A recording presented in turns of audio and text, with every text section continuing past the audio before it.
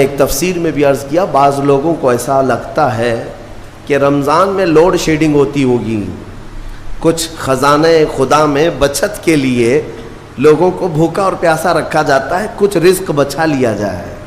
نادانو، اللہ رب العزت جو پوری کائنات کا رزاق حقیقی ہے، اسے کسی چیز کی کمی نہیں ہے۔ یہ روزے جو فرض کیے گئے خزانے میں بچت کے لیے نہیں، بلکہ ہمارے جسموں کی اور ہماری روحوں کی اصلاح کے لیے، ہماری روحوں کی اصلاح اور جسموں کی اصلاح کے لیے ہمیں تقویٰ ملے۔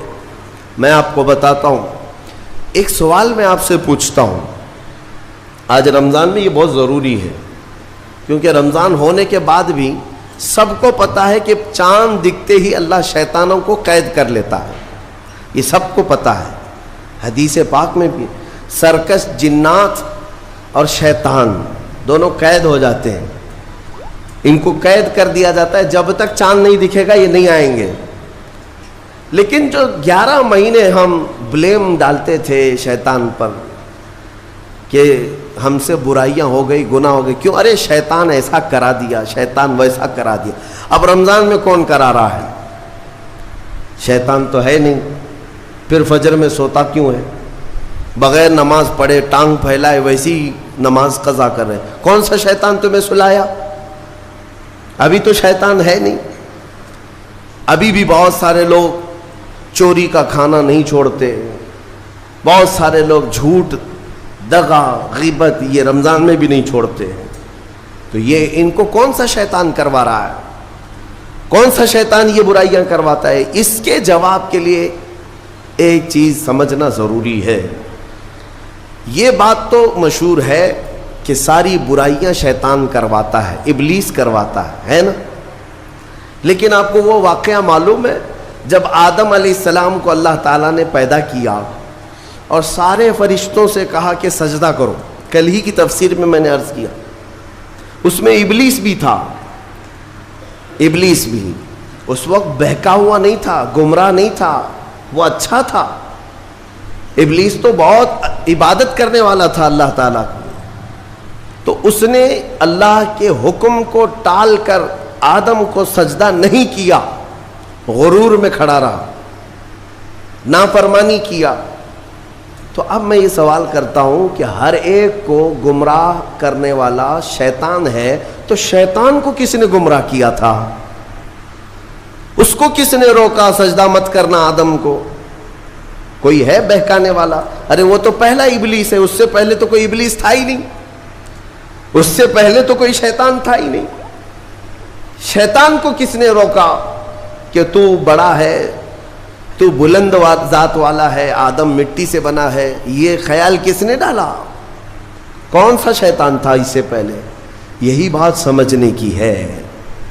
محدثین نے مفسرین نے فرمایا، ابلیس کو جس چیز نے سجدہ کرنے سے روکا وہ نفس امارہ ہے، وہ نفس ہے جو آج بھی تمہارے ساتھ ہے۔ ہاں، شیطان تو قید ہو جاتا ہے رمضان کے شروع ہوتے ہی، لیکن نفس تو ساتھ میں رہتا ہے۔ اب پتہ چلا کہ رمضان میں جو کچھ بھی غلطیاں یا کوتاہیاں یا گناہ کچھ لوگوں سے سرزد ہوتے ہیں تو یہ نفس کے پجاری ہیں، نفس ان کے ساتھ ہے، یہ نفس کی غلامی میں آ گئے اور نفس کے شکار ہو گئے۔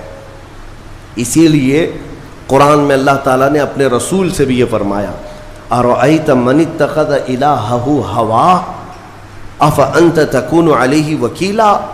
اے رسول، کیا آپ نہیں دیکھتے کچھ لوگ ایسے ہیں جنہوں نے اپنے نفسانی خواہشات کو اپنا خدا بنا لیا ہے، اپنی خواہشات کو اپنا خدا بنا لیا ہے۔ اے رسول، کیا آپ ایسوں کی سفارش کریں گے، ایسے لوگوں کی وکالت کریں گے؟ یعنی رب تبارک و تعالیٰ نے فرمایا کچھ لوگ وہ ہیں جو اپنی خواہشات کی پوجا میں ہیں۔ کیا مطلب خواہشات کی پوجا؟ کیا مطلب ہے اپنے خواہشات کے پیچھے چلنا؟ مطلب یہی ہے کہ جو دل میں آیا اس بندے نے یہ سوچ لیا اسے کرنا ہی ہے مجھے، یہ خواہشات کے پیچھے چل رہا ہے۔ ہاں، تمہیں آرام کی فکر ہوئی، تم نے خدا کے فرمان کو ٹال دیا لیکن اپنی نفس کی سن لیا۔ اللہ تبارک و تعالیٰ کا حکم کچھ اور ہے لیکن تمہاری طبیعت کچھ اور چاہ رہی ہے۔ رب تبارک و تعالیٰ کا حکم تھا صبح صبح تمہیں اپنے گھر بلا رہا تھا، لیکن تم نے اس کی نہیں سنی، اپنے من کی سنی، اپنے نفس کی. تو یہی تو ہوا نفس کی پوجا، یہی ہے نفس کی عبادت، نفس کی پرستش، جس کو قرآن میں کہا گیا ہے کہ کچھ لوگ ایسے ہیں جنہوں نے اپنی خواہشات کو خدا بنا لیا. یہ نفس امارہ جس کے بھی اوپر حاوی ہو جاتا ہے، اچھے اچھوں کو یہ ان کا تقوی بھسم کر دیتا ہے، ایمان سے بھی دور کر جاتا ہے. اس لیے میرے عزیزو، میں جو عرض کرنے جا رہا ہوں وہ یہ ہے کہ ہمارے لیے زندگی میں سب سے بڑا چیلنج اپنے نفس امارہ سے لڑنا. آپ کو پتہ ہے رسول پاک صلی اللہ تعالیٰ علیہ وسلم ایک جہاد سے جب واپس مدینے تشریف لا رہے تھے، وہ جہاد بہت سخت تھا، صحابہ زخمی تھے، بہت گھماسان کی لڑائی ہوئی تھی، لیکن جب واپس مدینے آ رہے تھے تو میرے آقا نے ایک جملہ فرمایا تھا، رجعنا من الجہاد الاصغر الى الجہاد الاکبر. اے میرے صحابہ، ہم چھوٹے جہاد سے بڑے جہاد کی طرف جا رہے ہیں. صحابہ نے پوچھا اس سے بڑا جہاد اب کون سا ہے یا رسول اللہ؟ میرے آقا صلی اللہ علیہ وسلم فرماتے ہیں، اے میرے صحابہ، اپنے نفس سے لڑنا اب یہ بڑا جہاد ہے، نفس سے لڑنا بڑا جہاد ہے. میرے عزیزو، یہ خواہشات کو ہی ختم کرنا ہو، اس نفس کو اگر کنٹرول میں لانا ہو تو کیا کرو گے؟ نفس امارہ سب کے پاس ہے. قرآن میں مولا فرماتا ہے وَمَا أُبَرِّئُ نَفْسِي إِنَّ النَّفْسَ لَأَمَّارَةٌ بِالسُّوءِ إِلَّا مَا رَحِمَ رَبِّي. کوئی اپنے نفس سے بچ نہیں پائے گا سوائے وہ شخص جس پر میرا رب رحم فرمائے. اللہ کا رحم جس پر ہو گیا وہ اپنے نفس سے بچ جائے گا. میں آپ کو ایک دعا بتاتا ہوں. حضور پاک صلی اللہ علیہ وسلم اگر دعا کرتے تھے تو اس سے آپ کو اندازہ ہو جائے گا کہ یہ کتنی امپورٹنٹ چیز میں آپ کے سامنے کہہ جا رہا ہوں. کون سی؟ حضور جب دعا کرتے تھے تو یوں کہتے تھے اللہ کی بارگاہ میں، اللہم لا تکلنی الی نفسی طرفۃ عین. اے اللہ تو مجھے میرے نفس کے حوالے ایک منٹ کے لیے بھی مت دینا، تو اپنی حفاظت میں رکھ.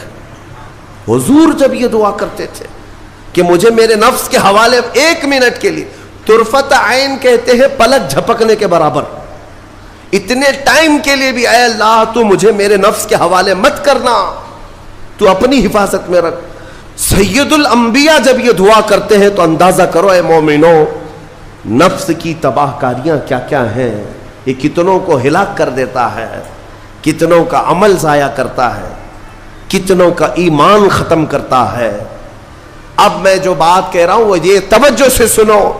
یہ نفس امارہ جس نے شیطان کو بھی گمراہ کیا، شیطان کو بھی بہکا دیا، یہ نفس آدم کو سجدہ نہ کرنے کا جو غرور پیدا کیا، یہی نفس امارہ تھا. اس نفس امارہ کو اگر کوئی کنٹرول کرا سکتا ہے تو وہ ماہ رمضان المبارک. بس یہی ہے رمضان کی فضیلت. رمضان المبارک اس لیے تمہیں دیا گیا کہ بڑی بڑی طاقتیں تمہارے نفس کو قابو میں نہیں کر پائیں گی، لیکن رمضان کے روزے تمہیں کنٹرول میں لے آئیں گے، کنٹرول میں لائیں گے. اب سمجھ میں آیا کہ روزے کیوں رکھائے جا رہے ہیں؟ ارے گرمیوں کی شدت ہے، ادھر حلق سوکھا جا رہا ہے، پیٹ پیٹ سے لگ جاتا ہے. ان لوگوں کو پوچھو روزہ کیسا ہوتا ہے جو مزدوری کرتے ہیں، ان لوگوں سے پوچھو جو دن بھر کام کاج کرتے ہیں. میرے عزیزوں، روزے رکھنے کے بعد کیا رب تبارک و تعالی کسی کو اس کی طاقت سے زیادہ تکلیف دینا چاہتا ہے؟ نہیں میرے عزیزوں، وہ رحمان ہے. اس نے جب تمہیں ماں کے پیٹ میں 9 مہینے رزق دیا تو کیا کائنات میں نہیں دے گا؟ تمہیں ماں کے پیٹ میں بھی رزق دیتا رہا. تم جب دنیا میں آئے تمہارے ماں کے سینے میں خون سے دودھ کس نے بنایا؟ تمہارے رزق کا انتظام کرنے والا وہ خدا. اگر تمہیں حکم دیتا ہے کہ صبح سے لے کر شام تک بھوکے رہو تو یہ اس کا ظلم نہیں بلکہ یہ عین کرم ہے. اللہ تبارک و تعالیٰ کا رحم ہے تم پر کہ وہ مولا ہماری اصلاح چاہتا ہے کہ ہمارے اندر تقوی آ جائے، جسم میں بھی اور روح میں بھی. اب ایک اور بات میں آپ کو بتا دوں. میں نے ایک بات پڑھی تھی نفس کے متعلق، یہ نفس امارہ اسی لیے امام غزالی رحمۃ اللہ تعالیٰ علیہ نے فرمایا اللہ کی جو مخلوق ہے وہ 3 طرح کی ہے، ایک فرشتے، دوسرے انسان، تیسرے جانور۔ یہ 3 الگ الگ قسم کی مخلوق ہیں، کیونکہ اللہ تعالیٰ نے تینوں کو جو چیزیں دی ہیں ان میں فرق ہے۔ فرشتوں کو اللہ نے عقل دیا ہے، نفس نہیں ہے۔ نفس، شہوت، برائی کرنے کی خواہش فرشتوں کے اندر ہے ہی نہیں، وہ سوچ بھی نہیں سکتے برائی کرنے کا۔ فرشتوں کو اللہ نے عقل دیا ہے، اور عقل عزت والی چیز ہے۔ اور جانوروں کو اللہ نے نفس دیا ہے، عقل نہیں، عقل والے نہیں ہیں جانور، عقل والے نہیں، لیکن نفس ہے، شہوت ہے۔